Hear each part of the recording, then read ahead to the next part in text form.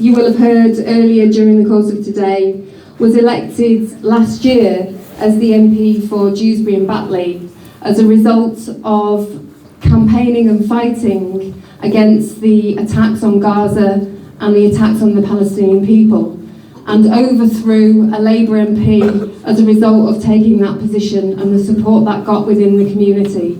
So I'd like to ask you to just introduce yourself and make your points. Thank you. Thank you very much, Jackie. And thanks very much, Mike. Good afternoon, assalamu alaikum, and peace be upon you all. Friends and brothers and sisters in humanity, because that's what we should hope to be. I am grateful and humbled to be with you here today. I've worked with Mike on campaigns, and I was at the last PACE event in the Mission with Jeremy Corbyn, so it's a real pleasure to be back amongst you all. I also want to start by thanking PACE and all the organisers, the volunteers, and everybody who's taken time here to attend this meeting, conference, rally, whatever you want it to be. And I want to thank, and I hope sincerely that this is a historic moment for Huddersfield and for Yorkshire and for our wider country as a whole. That's the aim, is to make a positive difference to our society by organising, mobilising, and doing the work that has not been done by those who we've elected for many, many, many decades. So for those who were in the rally, you will have heard this before, and I only say this to help motivate and provide hope. When I stood for election, apart from my family, friends, and the people I'd helped through my charity work, not many people knew me. I used to work away a lot. And I was selected by the community to run. So I am, and the other three independents, Jeremy as well can be included, but he had 40 years of a public service career behind him. So the four of us are the living, breathing embodiment of real grassroots democracy in action. And this is what any constituency and any community can do for themselves. I'm not here to tell you what to do or how you should organise, mobilise and select and elect your representatives, but I can be an example that you can learn from and do better, hopefully, but we did okay. I think Tanisha said I had a majority of 16,000. It was about 6,964. That's what I said. My constituency was new. It was redrawn. So Dewsbury and Batley came together. So on the one side, I had a Tory MP who got in. After 7 attempts to become a councillor, he lost every single attempt, and then they gave him the ticket, and he got the jackpot because of Brexit. Brexit was one of the biggest frauds in the history of Britain. And that's when I remembered my prayer from when I was 9 years old to become a parliamentarian. And I told my family that we can't allow this kind of deceit to ever happen again. So that's me. That's how I got here. And hopefully many, many more representatives in May next year, in every May election and the next general election, can be selected and elected by the people who they will be representing, not by parties who are parachuting candidates and telling the community who should represent them. You know, your representatives are yours, and I am one of you, and you are one of me. So why are we here? And I'm going to say something, and I'll just give me a moment to explain. I'm not here for your party. I'm not here for Jeremy Corbyn. I'm not here for myself. I am here for you. I am here for my community, which is you, and the rest of our country. I am elected to represent a constituency, and that's who I'm responsible for and accountable to. But anything I say and do that impacts beyond Dewsbury and Batley, I'm also responsible for and accountable to all the people that it impacts. So I am here, like Mike, like Jackie, like Zara, for you. We want to move away from these career politicians and people in it for themselves. Westminster, when I used to watch it on TV, was really bad. I thought, this is a really terrible place. It was about me, myself, and I. And when you get there, you realize, and Zara will confirm, it's 1,000 times worse. I'm sorry to say. But that does not defeat us, doesn't dishearten us, it motivates us. Because when I told my family I wanted to go into public service, and I'm reluctant to call myself a politician because it is a really dirty word, but I know that's what I am. My son said, Dad, you can do whatever you put your mind to, but you are too honest for politics. That's what my family said, that's what people have been saying. And my response was that that's what politics needs. Jeremy Corbyn, and I'll get to him in a bit. But anyway, if I go back to my speech, because I don't want to take up all the time, and we want to hear from our other special guest. So why are we here? I told you why I'm not here. We are here because our democracy has been hijacked by the corrupt, by the selfish, by the pro-war, pro-rich, anti-poor and racist elite. And our democracy is being used against us. Successive governments, and we've just come from a pro-Palestine march, anti-genocide march, anti-war march. You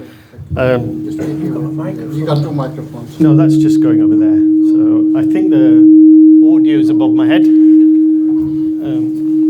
If you just bring that forward, yeah. That's it. Brilliant. Thank you so much. Successive governments and most MPs in Parliament before we got there and even now, and institutions around our country have been actively supportive of a 77+ year long genocide, occupation, apartheid regime in Palestine.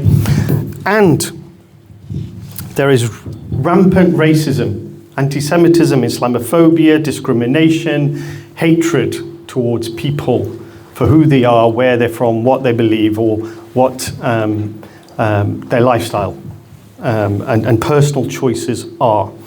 And also we're now going through an increasingly authoritarian regime.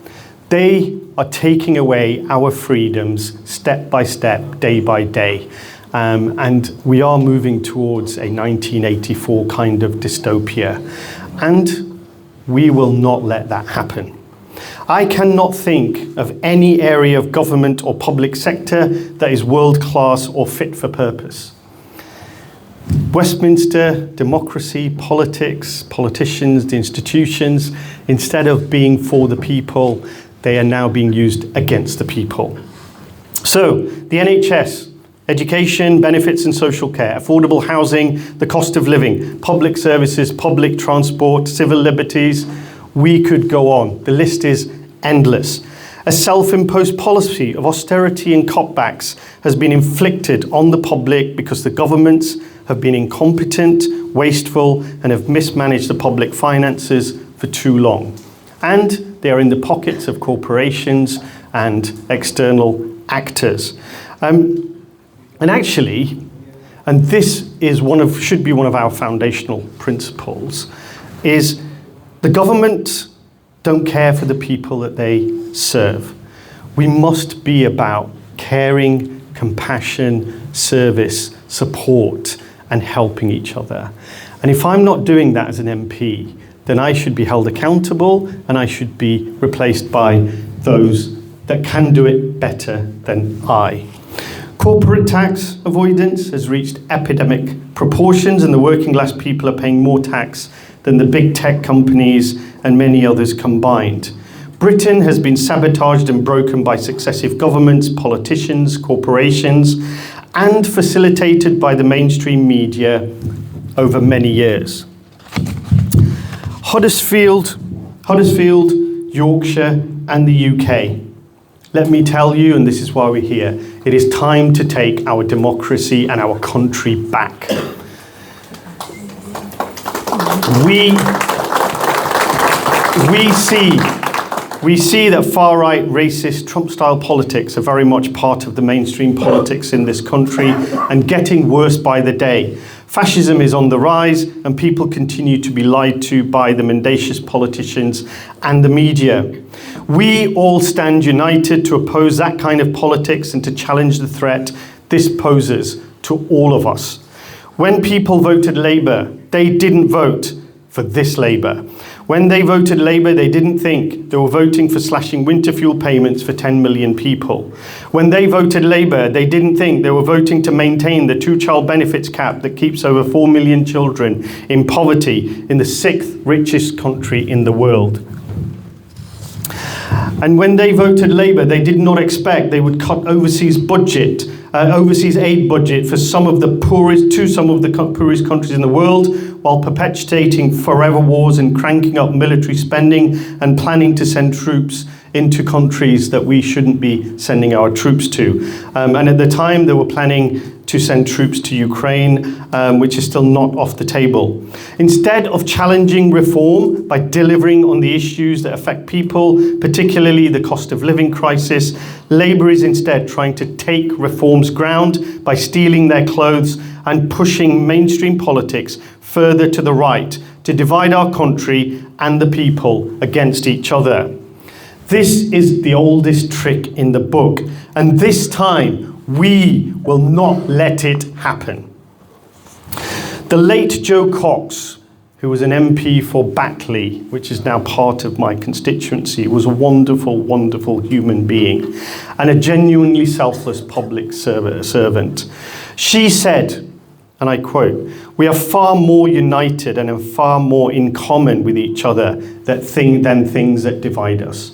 And we need to make that our tenet and our mission statement, to be able to work together on things that we agree on and respectively discuss and solve or understand different views on the things that we may have different opinions on. Those that we are fighting against do not take this seriously. They take us seriously. They expect us to bicker, infight, and implode based on our past history.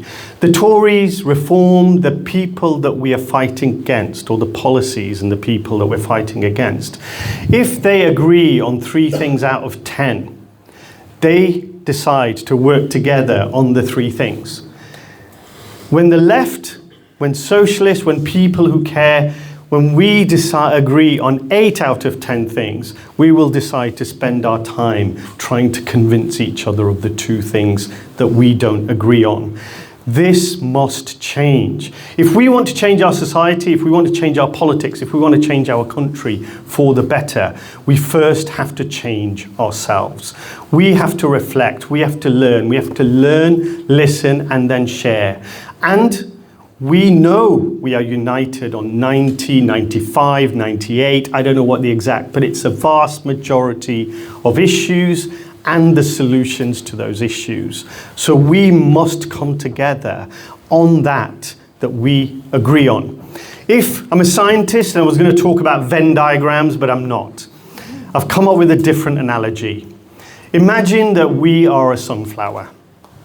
Yeah? The bit in the middle is massive. And that's the bit that unites us, that we agree on, and that we should focus on. And the petals of that sunflower are the things that we differ on, or we have different views on, or that we're not that fully informed on and we want to learn from each other on. And a sunflower, all the petals are yellow, but in my version of this sunflower, the petals are different colours as well. So I see us as a sunflower with a huge common core that we can unite around and work together, and then our colours and our differences can add a bit of colour to the world and to the work that we do. So please, please, please, I beg of you, let's not go down the path that the right expect us, Labour, which is also right, expect us, the Tories expect us to go down, and miss this moment in history to stop what's going on in our country and where it's being led, and to take ownership, take control, take our democracy and take our country back. And I say that with huge sincerity, and I include myself in that reflection, in that analysis, and in that willingness to discuss and share and learn. So I think that must be one of the things that we take away. So we must unite and work together on the many things we agree on. If we just look back, Jeremy Corbyn stood against the black establishment in 2017 and 2019. Zara was lucky enough to be with him from 2019, I believe. And I've been with Jeremy for just over a year. But he stood for the many and not just for the few, and they went after him. They went after him with all the lies, the smears, the hatred they could muster. For those who are familiar with the Rocky movies, if you imagine the establishment as Ivan Drago and Jeremy Corbyn as Rocky, they have repeatedly attacked him and knocked him down and used all the deceit and the lies and the steroids and the drugs to make themselves stronger against sincerity, humanity, and justice.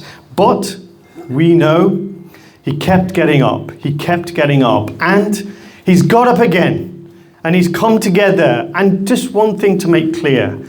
We are in Parliament. We are founding members of your party. But we are not making decisions that you should be making. We are not deciding policy that you should be deciding. And we are not deciding leaders that you should be electing and selecting. So whatever nonsense is out there, there is a lot of misinformation. If you have some doubts about me or my colleagues or Zara or Jeremy, reach out to us. Ask us. Hold us accountable. Understand what's the real truth. And you may still disagree with it, which is absolutely your right, and you can share your views with us.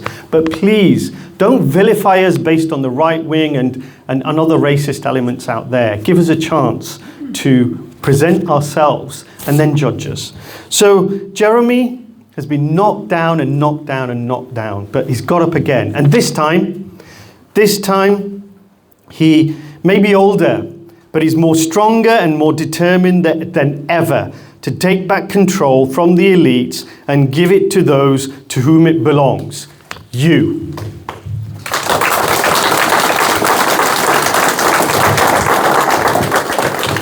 The establishment know that if you let one person stand up to them and speak truth to people about what power is doing to them, then more people will stand up, and there will come a point when we all stand up against them. You see the power of solidarity, the power of all of us together. It can be more powerful, and it can defeat the enemies that we are trying to fight. Not as individuals. We don't have personal hate towards these politicians, but we are standing up to everything that they stand for and what they're doing and not doing for our country that's harming us. So individually, we feel helpless, lonely, often frightened, but together, nothing can stop us. No tyrant can rule us. No party, government, or dictator can demand from us subservience. Together, we are powerful. That is the message that you should take from here and share far and wide across your friend circle, your contacts, your colleagues, and anybody else that you have a reach to. So we need as many people as possible to work together for a different kind of politics, one based on principles of justice and compassion at home and abroad, and one resolute in its opposition to the genocide and ethnic cleansing taking place in Palestine. We need to start to create a debate locally and nationally about how we challenge this Labour government, the Tories, and reform, and encourage as many people as possible to stand at the ballot box, standing on a politics rooted in socialist values of justice, humanity, shared values, compassion, solidarity, and sincere, selfless public service. Whoever you decide to select to represent you, please make sure they are sincere and they are standing to serve you, not themselves or any other agenda. And it is possible. Dewsbury and Batley did it, Leicester South did it, Birmingham Perry Barr did it, and Blackburn did it. And there were many other constituencies that got within a few hundred votes of defeating the mainstream parties. So do not lose hope. You do have the power, we do have the power working together, and you have a right to select the person who you want to represent you in Parliament and elsewhere. So, And also, this is not just a fight between the left and the right.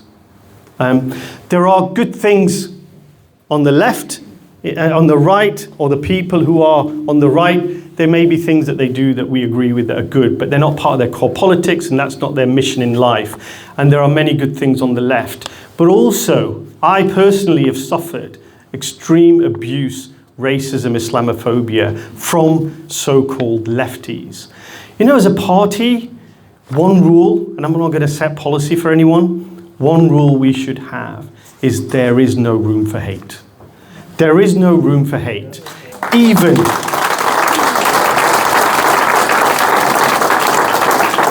doesn't matter if we agree or disagree. Let's have a debate, or let's just not talk about those subjects, but there is no room for hate. When 9/11 happened, they found Osama bin Laden. Instead of arresting him, trying him, and punishing him according to international law, they just shot him dead. That's not justice. This party must be about justice. And when we talk about today, Netanyahu and Yohan Gallant and Smotrich and Ben Gvir, we don't want to do to them what they've done to the Palestinians.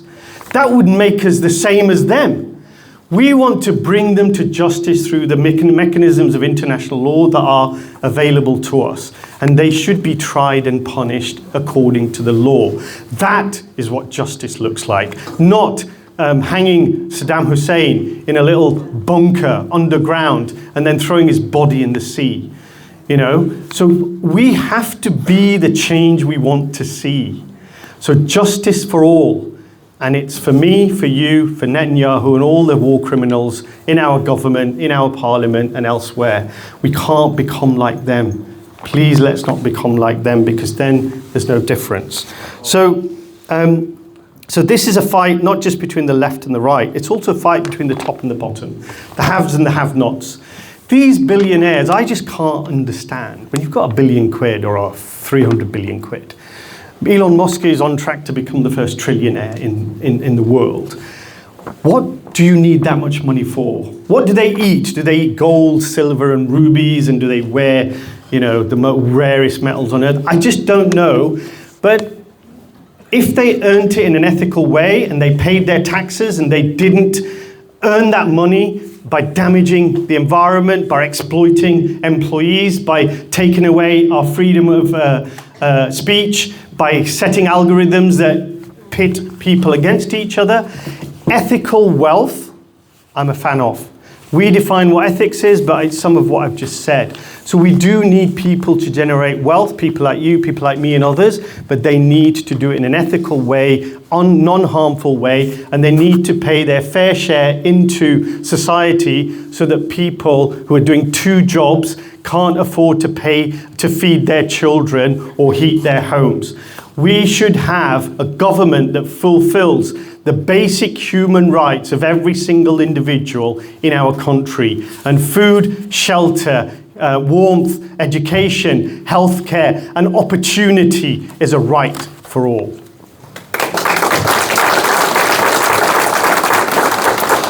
This is also a fight about who controls the narrative and what our country is. And those who are not represented and do not have a voice. So we've come together now to become that voice for those who are not represented and those who don't have a voice.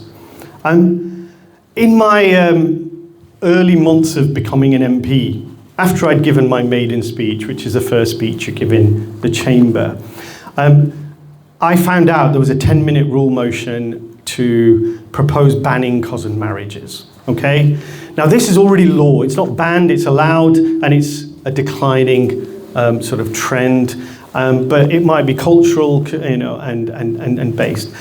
And I promised my constituents that I would be the voice of the people who didn't have a voice in Parliament.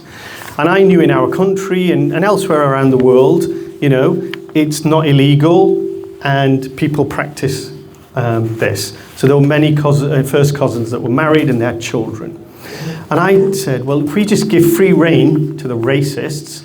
A Tory brought this bill, they had 14 years to make the change, they didn't want to do it, but now they're just throwing these hand grenades to divide communities. And I said, do you know what? I'm not going to give them a free pass. So I spoke not in favour of or endorsing or promoting cousin marriages, but against banning it. And then I got asked by one of the journalists, and I said, the reason I stood up was I said I'd be a voice for the voiceless. And the people who are married already, they can't undo that. The people who've got kids, they can't undo that. And they'll be made to feel like criminals, and the children would be made to feel like children of incest. And I couldn't let that happen. So not everybody, even in the alliance, agreed with me. It was my personal choice. But I would still do it again. If something that impacts people negatively, it harms them, it makes them feel devalued, dehumanized, then we will, or I will, stand up against that. So that's just one example. And I went viral for the wrong reasons. And I had this Deputy Speaker of the House asking me how I was, and a lot of people, I was oblivious to what was happening on social media that day, because I'm not a social media person. But it's blown over. The odd racist and the odd troll keeps bringing it up, and I don't have an issue with it. But the point is that it was politically not expedient for me to speak up. I could have let it go. There was going to be no bill. The law wasn't going to change. It would have stayed as is. But had it gone unopposed, there wouldn't have been a debate, and there wouldn't have been articles that actually presented the other view. And then I had emails from around the world from people who just thanked me for standing up for what they believed in was right. And that's the kind of party, that's the kind of movement that we should have, is we find groups that need representing, even if there are different views, and we find a way of representing them without, without diluting, compromising our core principles of justice, peace, equality, and human rights for all. So our fight is not with each other. And anybody who thinks it is and they want to start it on social media or in groups, please politely just say, we can fight amongst ourselves and let the world pass us by, and it'll be worse in a year and in 2 years and 5 years. Or we can go back to the sunflower and the core and work on the things that we agree on. So in conclusion, the only way I've realised, this is my view, it's a theory, I don't know, people agree with, the only way to get this government and these politicians and the mainstream parties to change is to replace them. That's the only way. And we want to replace them with your party, with your MPs, with your candidates, with your representatives, and with your voice. And finally, my dear friends, my dear friends, the fight for justice, the fight for peace, the fight for equality, for human rights, for a fit-for-purpose public services, and for government of the people, by the people, and for the people, has started. And with your help, if we unite, if we give everything we have, not for ourselves, but for each other, and if we focus on what we agree on and fight those battles first, then I really believe we are going to win. But we have to unite, and we have to be true to ourselves and to the movement, and focus on what unites us. Thank you very much.